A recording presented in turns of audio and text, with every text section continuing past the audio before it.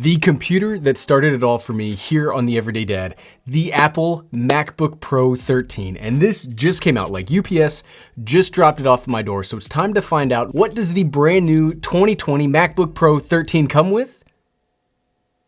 Let's find out. What's up, everyone? I'm the Everyday Dad, and if I can figure it out, you can figure it out. So I love the MacBook Pro 13. This is a computer that, like I said, is near and dear to my heart, and nobody provided this to me. Apple didn't send this to me. I pre-ordered this the day they announced it just a few days ago, and now it's here. I can't believe it made it here this darn fast. But let's crack this thing open and see what it comes with. Now, a lot of people gravitate towards the 16-inch MacBook Pro because it is like the more desktop experience, but I like the MacBook Pro 13. I even used one, you've heard me say this before. I used one last year as my only video editing, my only work computer for like 4 months, just by itself, the base model. This is the base model, by the way, because these things are so darn powerful, and I like how much more usable and transportable they are, because that's what I want a laptop for. If I want a big giant desktop, I'll just cart around. I'll get like a big backpack for my iMac or something. So let's crack this thing open. I'm so excited for this. Now this, like I said, this is the base model. It has the 8th generation Intel chips in it. It does not have like the new 10th generation chips. Maybe we'll get one of those to try out later, but looks pretty standard. You get the computer itself. I'm so excited. There's a reason that I'm crazy excited for this. You'll see it in just a minute. Do we get stickers? That's what I care most about in life anymore. We do get, are those gray stickers? I like that. They're not like, normally you get what, the white or the black ones? I really like these gray ones. These are something's getting tagged with these before today's out. We'll leave those right there. You get some paperwork about a MacBook Pro. Welcome to your MacBook Pro. Thanks, Apple. I like the welcomeness. I like being welcomed to my tech. That's all you get. There's nothing else exciting in there. You get the fairly standard USB-C to USB-C charging cable, which goes into the power supply. You get the standard power brick, you get the standard USB-C cable, and nothing else. Apple is nothing if not very consistent with the limited nature of like all the accessories they provide. It'd be nice if like you got headphones or something, but you don't. And it's Apple, so I guess we all have learned to deal with it. So let's get to the MacBook itself. I love the MacBook Pro 13. My very first ever Apple product, besides like an iPhone or an iPod. I had an iPod. My very first ever Apple computer was a MacBook Pro 13 from 2015, and that's the one that my wife currently is using as her computer because it works great. Man, this thing looks insane. This is really, so again, like I said earlier, there was no upgrade here when it comes to the processor. There was an upgrade to storage space. So this now has 256 gigabyte solid state drive as standard. No longer do you have to deal with 128 gigabyte because like the operating system itself takes up like what, 127? I don't know if that's actually the case, but it always seemed like the 128 gigabyte was mostly taken up with the operating system. So let's set this up. So the thing that is most exciting about this whole new thing for me is the keyboard. There is no more. That butterfly keyboard from the last couple of years with Apple products, it's gone. The MacBook Pro 16-inch last year that we talked about has the new keyboard. The MacBook Air that we talked about last month has the new keyboard. And now the MacBook Pro 13 has the new keyboard. And I absolutely love the new Magic Keyboard that they have. So let's set this thing up and let's do some typing. I'm sorry. You're gonna look at me now. You don't get to look at the computer. You don't get to know my Wi-Fi password as we set up the computer. But I love typing on these new keyboards. I'm very excited that we have a physical escape key. We've got the physical Touch ID button.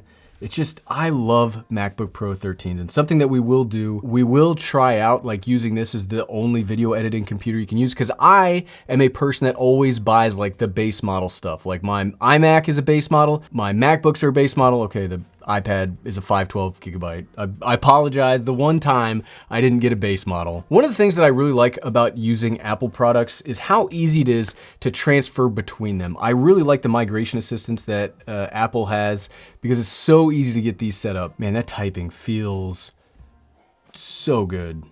Typing feels so good. That is, like I said, that's the thing that I am most excited about for the MacBook Pro 13. And we will do some follow-up videos where we see just how powerful this thing can be. This is an i5 quad core, and while I may not be that much of a like computer person, this is a plenty powerful chip, even though it's not an i7. You can do some legitimate photo editing and video editing with this bad boy. So what do we have? We still got the two USB-C.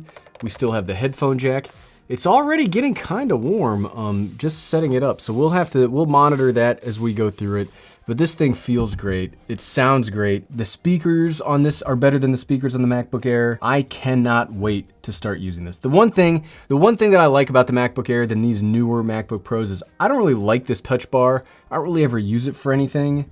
I do prefer just the actual keys that the MacBook Air has. We will set this up later. But what I really want to do right now is I really want to do a quick typing test to see just how good this thing sounds. We did the same thing with the iPhone unboxing, it just wants to take so long to set everything up. I do want Touch ID though.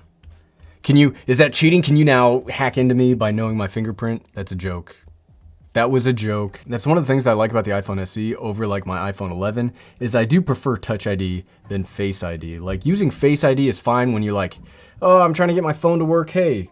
It unlocks, that's great. If you're not like right on your face on an iPad or like a MacBook, sometimes it's just a pain in the butt to get working. So here we are in the brand new, let's see, what do we have?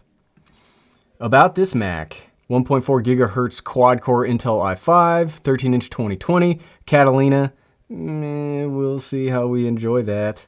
Iris graphics, I do think the Iris graphics work perfectly fine. So let's just break open a note. Because again, the only real thing that upgraded on this that I really care about is the typing. Because I love typing. Maybe I don't actually love typing that much, but I spend all of my time every day typing, and it does. Man, that is a great keyboard. Can you hear that? Like, it sounds very subdued. It's not very heavy either, which is again, a benefit to the MacBook Pro 13 line. Like it fits everywhere. You can have access to this whole thing, which can be customized with up to 32 gigabytes of RAM, a 4 terabyte solid state drive. Like that's insane like that. So those are the kind of things that I look for in a computer. And I really am excited to try this out because it does seem to scratch every itch I have. The next thing we'll probably do is we will find out if this will work as a video editing computer. We'll have to install Final Cut Pro X, all of that stuff. So that'll be in a follow-up video, but I'm very excited. What are some things that you would like to see out of the MacBook Pro 13? Leave a comment below. And if you liked this video and you do want to see like how the MacBook Air works, you can click on this video, which is the one where I used the MacBook Air as an editing computer, which I think it did okay, but there's some caveats to it. I think this will work much better, and I cannot wait to make that video. Thanks for watching.